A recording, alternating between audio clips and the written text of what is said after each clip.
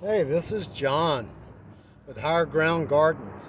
If you see behind me the construction, there's a row of fill dirt just was brought in, topsoil. We have all kinds of stuff ground up back there, and we have compost over to my other side. But today we're going to be planting peach tree. And one of the things about a peach tree, it has a really hard shell.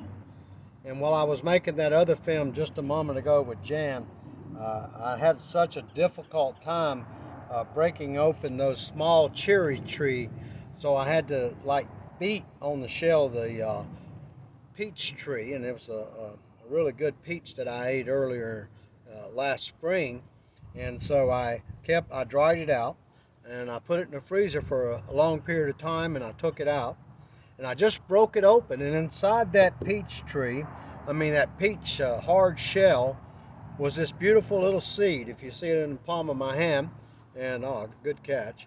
But it's about the size of a squash seed.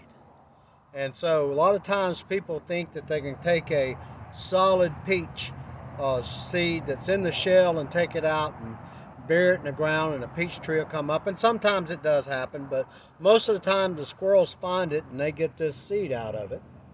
So I have some soil here that I prepared, mostly sand, little topsoil, little compost. And so I put it in this pot, and ideally the pot that you should plant it in should have a long tap root. But as soon as it sprouts up and starts putting on roots, I will take this out of this pot and put it in the ground in the spring. It's still winter time. It's the 10th day of February 2022. So I take this seed and I put it in this soil, and you probably can't see, but I just lightly cover it up. And it's real loose soil, and it's important that you use a lot of sand. You don't have to use potting soil if you use a lot of sand. And you keep it wet. And in a few weeks, that if you keep it in a nice, sunny, warm place, in a few weeks the seed will come up and it'll start putting on leaves. It's a dicotyledon, so that means that it'll put on two leaves. And once those two leaves start putting on, it starts putting on roots. And everything it needs for the first 2 or 3 weeks of its life is inside that seed. So you don't, except for water and sunlight.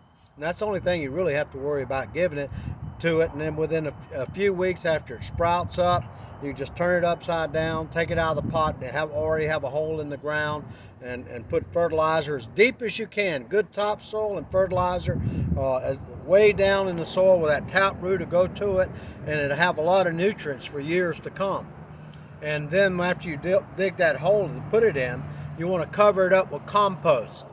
That tree will suck in the moisture from the air, and the evaporation won't dry it out when it gets drier in the month of May. May's our driest month. So I would suggest a new tree that you water it often in the month of May.